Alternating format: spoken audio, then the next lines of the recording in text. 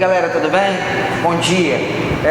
Meio estranho aqui ver uma sala vazia, tá dando até eco, né? Mas a gente tem que continuar. O Pentágono está preparando para vocês essas aulas aqui, essas aulas interativas, né? Logo vocês vão acompanhar a gente lá no canal do YouTube, né? E mais para frente a gente vai estar entrando em contato, principalmente na época das correções de exercícios. Me procurem, por favor, né? Procurem lá o Diogo Lube no Instagram, procurem o Diogo Lube no Facebook, procurem o Diogo Lube lá no Messenger. Vocês também têm o meu contato no celular, no WhatsApp, para a gente tirar as dúvidas dos exercícios de vocês.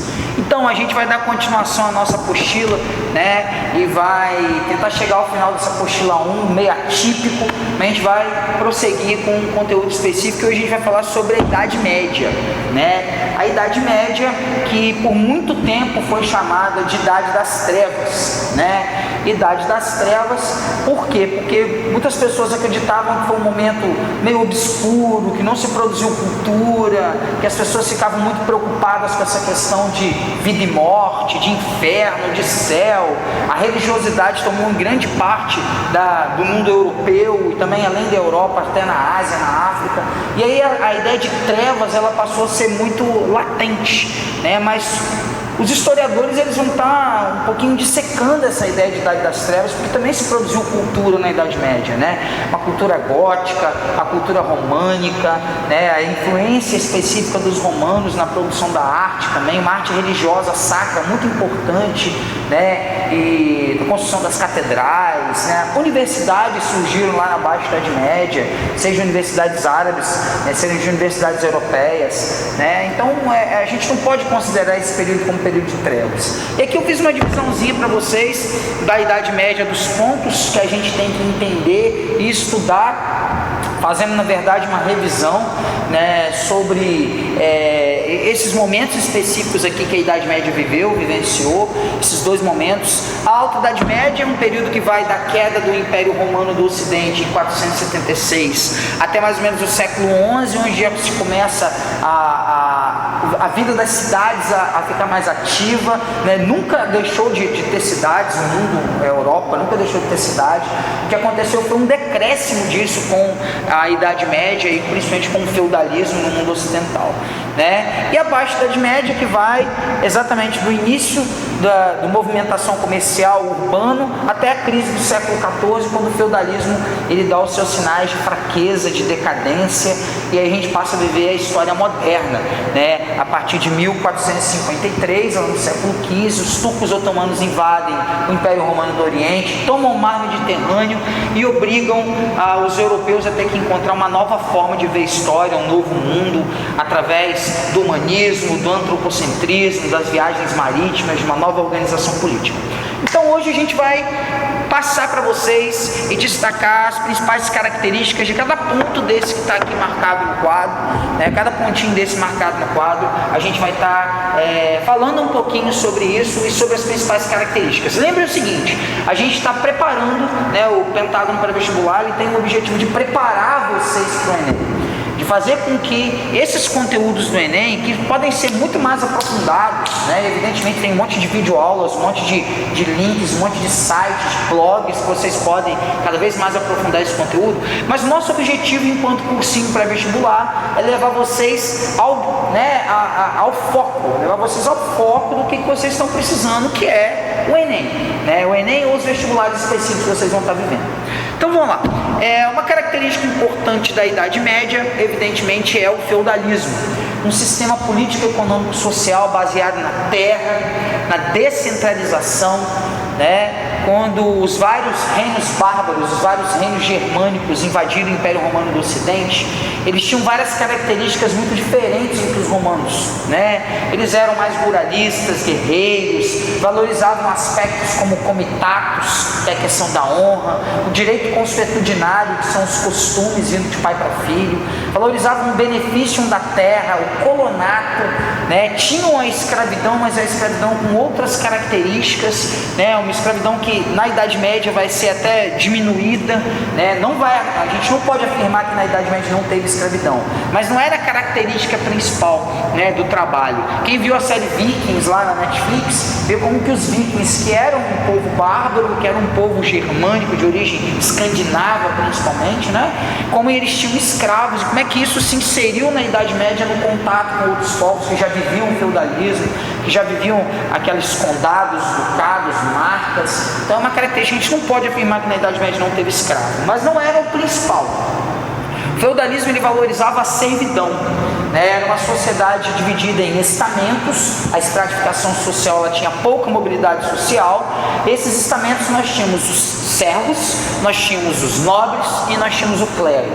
Os servos da gleba, né, que trabalhavam no campo, tinham pouca mobilidade social, quase nunca poderiam virar nobres ou quase nunca poderiam virar clero, a não ser se eles aceitassem um voto de pobreza e fossem para um mosteiro, né? Eles viviam na chamada gleba, eles viviam lá no manso servil, podiam usar os bosques, que eram propriedades comunais, propriedades que pertenciam a todo mundo, mas pagavam uma série de tributos para poder viver nesses locais. Não eram escravos, mas pagavam uma série de tributos com a gente, né? A gente não é escravo, mas paga um monte de imposto. Então eles pagavam a talha, né? Pagavam as banalidades, a corvéia, né? O tostão de Pedro, né?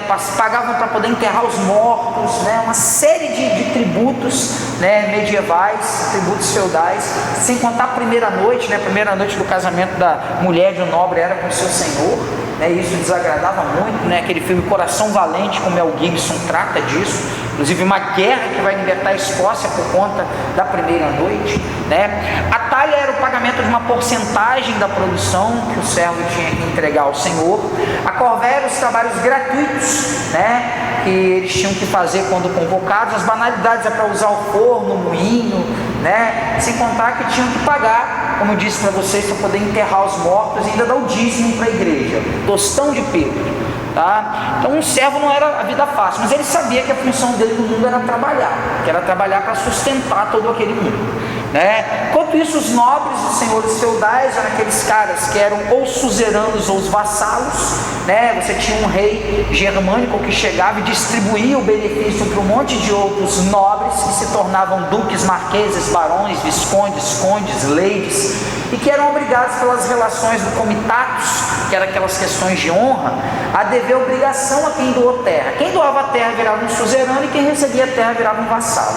Lembre-se que suzerania e vassalagem era uma característica entre a nobreza. O servo não é um vassalo, né? O servo é um servo. Os vassalos, eles deviam obrigação militar, obrigações de honra com seus senhores. Além disso, os nobres, eles ficavam se preparando para os combates, fazendo aqueles treinos. Tem aquele filme Coração de Cavaleiro que fala sobre isso, mostra os treinamentos para preparar para uma guerra, né? Eles eram preparados e muitas suzeranias vassalais aconteciam por causa de casamentos arranjados de um condado contra condado, um ducado contra ducado, um rei, um conde, para poder juntar cada vez os exércitos, né? Isso inclusive vai fazer surgir as primeiras monarquias nacionais lá no final do século XIV, entre o século XIV e XV, até no século XIX a gente vai ter países se formando aí, né? E o clero tinha uma característica muito importante. O clero, eles viviam o alto clero, né, que era o papa, os cardeais, né, e o baixo clero, os arcebispos, e o baixo clero, que eram os bispos, os padres, os cônegos, os frades, que viviam dentro da característica do teocentrismo. A Igreja Católica usou o código canônico, usou os concílios, né, usou os editos para poder o quê? Condicionar a moral do mundo, né, os princípios ideológicos do mundo, através das filosofias, né, de São Tomás de Aquino, Santo Agostinho, as cartas de Paulo, foram muito utilizadas para criar a patrística primeira e depois a escolástica, né? Primeiro a ideia da fé, né, uma característica bem ligada ao platonismo até grego, e depois mais lá na Baixa Idade Média, com as universidades, a escolástica foi a ideia de difundir uma fé, mas com uma razão, já para o mundo preparado já para aquelas mudanças específicas que vão ter, né, com o comércio, com a vida mais ativa. Mas a Igreja Católica, ela conduziu o mundo, ela perseguiu os movimentos heréticos, ela perseguiu todas as heresias, aqueles que discordavam dela. Até certo momento a Igreja Católica, né, concordou até mesmo com o paganismo para poder atrair grande parte dos reinos bárbaros dos germânicos, né? Um monte de reis bárbaros se converteram, Clovis dos francos, Carlos Magno, né? Chamou inclusive a Igreja Católica para investir de poder os reis. A partir de então eles passam a ser defensores da cristandade ocidental, né? Foi criado até lá o Sacro Império Romano Germânico na Idade Média. A Igreja Católica tinha muito poder, né, nas decisões que eram tomadas, inclusive pelos senhores feudais, já que eles investiam nos senhores feudais de poder, né? Então a Igreja Católica tinha muito poder. O teocentrismo condicionava o mundo ao medo, né? Nós tínhamos o sino que representava o tempo, nós tínhamos os dias de santo, as quermesses, sem contar o santo ofício, né? Que era os tribunais de inquisição, que tinham poderes jurídicos, que tinham poderes civis, eclesiásticos. Pecado e errado era tudo condicionado com a mesma coisa no mundo. E os autos da fé, quando pessoas eram queimadas em público para poder servir de exemplo para que as pessoas fossem condicionadas. Eu acho que até isso também fez com que essa ideia de idade das trevas vigorasse na Idade Média, né?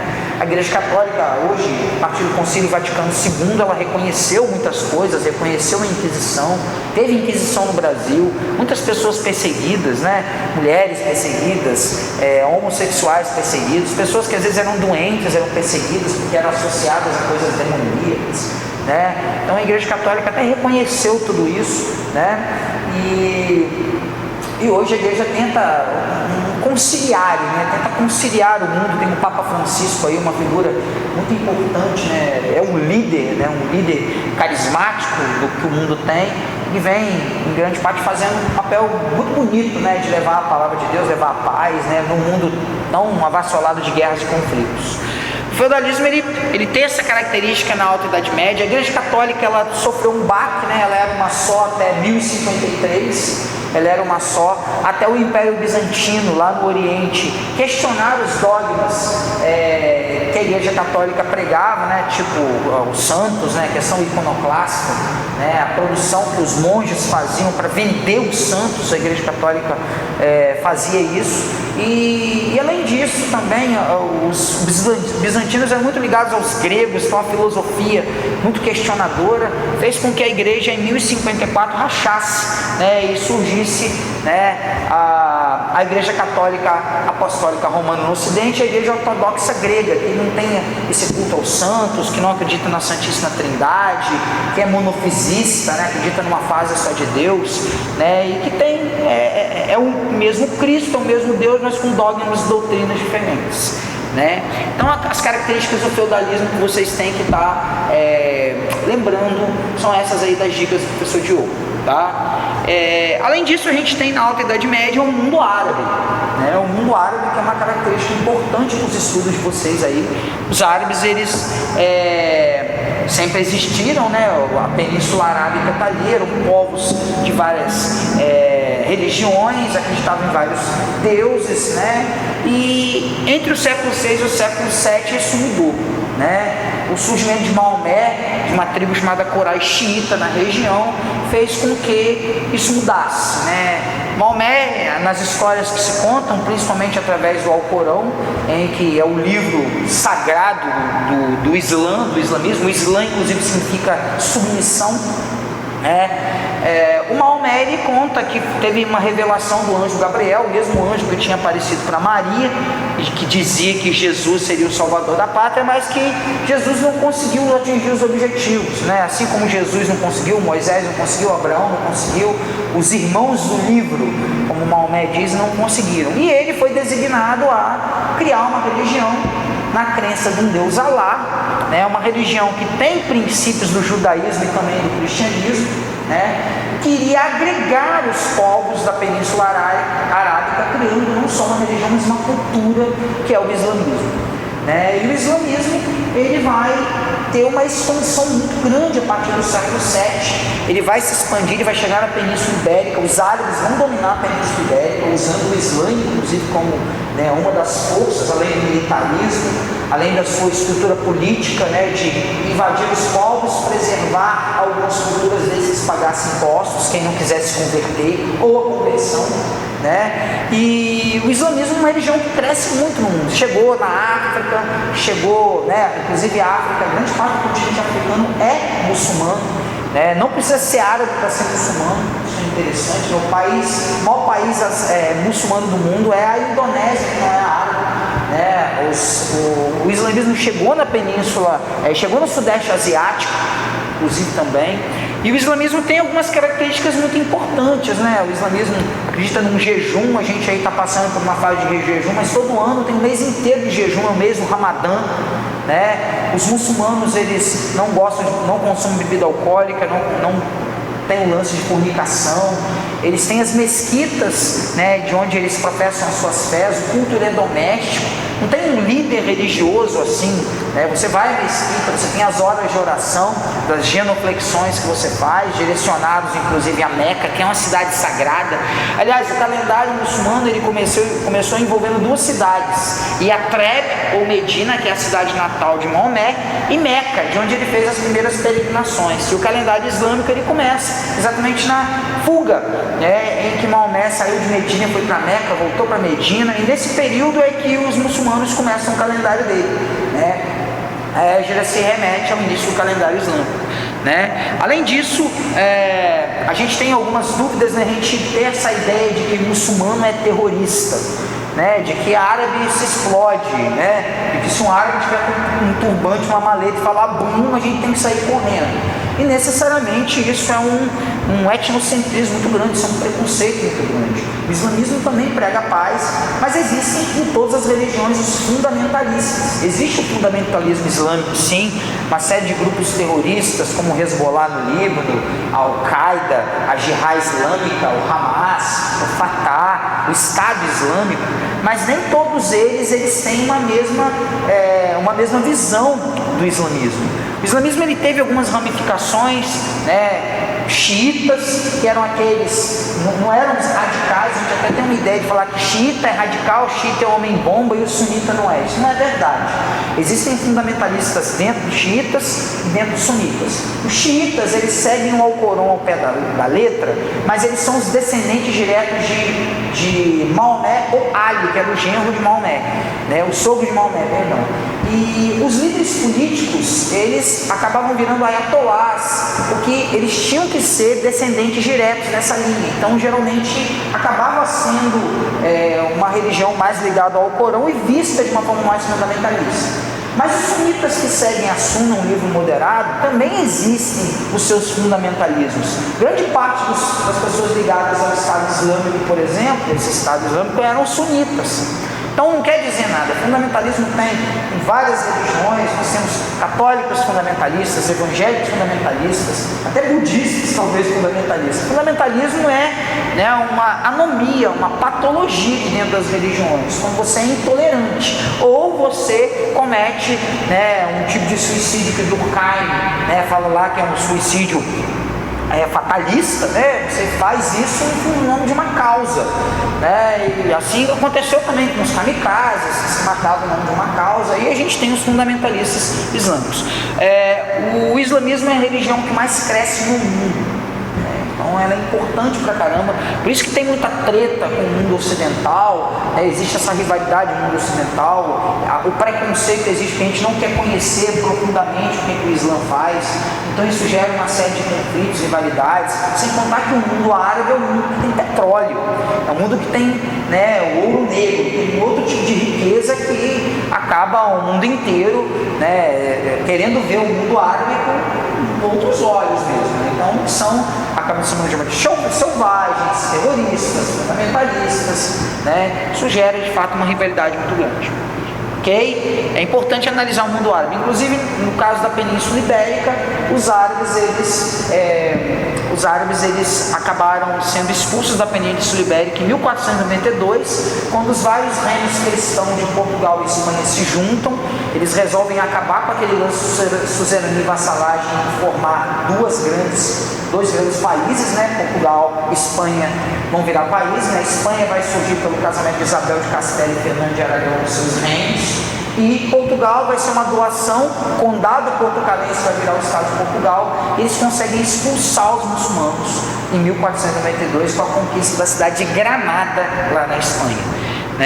Mas nem por isso os árabes não deixaram uma série de legados no mundo, a ciência, universidades, a orientação pelas estrelas, a navegação, sem contar uma série de palavras que a gente tem: o álcool, o almoxarifado, a almôndega, nem todo al tem a ver com árabe, mas os árabes deixaram uma série de legados para a gente. A cana-de-açúcar é de origem árabe, inclusive, apesar de ter sido encontrada na África, mas os árabes cultuaram bastante cana-de-açúcar, o café tipo arábica, Então a gente tem muita influência dos árabes nos nossos dias.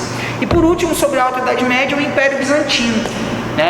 O Império Bizantino, que primeiro era o Império Romano do Oriente, que continuou centralizado na figura de Constantino, com a sede em Constantinopla, e que vai virar o Império Bizantino, com a sede em Constantinopla ou Bizâncio. Vai viver um mundo centralizado, vivendo no comércio, vai se expandir até ali na Península Balcânica, e vai tentar seguir os passos do antigo Império Romano, com o imperador. Aliás, o imperador ele tinha características importantes, a característica chamada de cesaropapismo. Ao mesmo tempo que ele tinha poderes políticos, ele tinha poderes religiosos. Era visto como um czar, como um Kaiser, Então ele era um oriundo de Deus, cuidava da religião e cuidava da política. O Império Bizantino tinha essa característica. Seguiu muito o direito romano, Teve inclusive uma melhoria do direito romano através de um código chamado Código Iuris Simples, Corpus Iuris Simples, o Código de Justiniano, que criou o direito civil, importantemente os cartórios, os registros, o que é diferencial entre civil e religioso, O comércio era muito intenso lá, A filosofia grega rolava lá com força, e esse Império Bizantino ele durou, até 1453, quando os turcos otomanos, um povo de origem muçulmana também, eles invadem o Império Bizantino, tomam Constantinopla, e que é o marco inclusive do fim da Idade Média, e o Império Turco Otomano vai durar até o final da Primeira Guerra Mundial, vai chegar ali do Oriente Médio todinho, vai tomar conta da Síria, do Líbano, do Iraque, do Irã. Por isso que acaba tendo uma confusão muito grande até hoje, de você não saber diferenciar o que é um árabe, o que é um sírio, o que é um libanês, o que é um turco, Isso por conta do domínio do Império Turco Otomano. Aliás, a Turquia é foda, porque a Turquia ela teve, ela foi o Império Romano do Oriente, ela foi o Império Bizantino, ela foi o Império Turco Otomano. Então é um lugar que tem um sincretismo cultural fantástico, maravilhoso. Se eu tivesse que ir em algum lugar, eu queria ir à Turquia, voar lá nos balões da Capadócia, conhecer a história de São Jorge, um santo guerreiro, para proteger a gente do mal. Bom, isso aí era o momento que eu tinha para falar para vocês sobre a Alta Idade Média. Dá uma olhada lá no material didático de vocês, Dá uma olhada no material didático de vocês e veja os exercícios específicos e me procure para poder tirar as dúvidas, beleza? Um abraço para vocês. Daqui a pouquinho tem outra aula.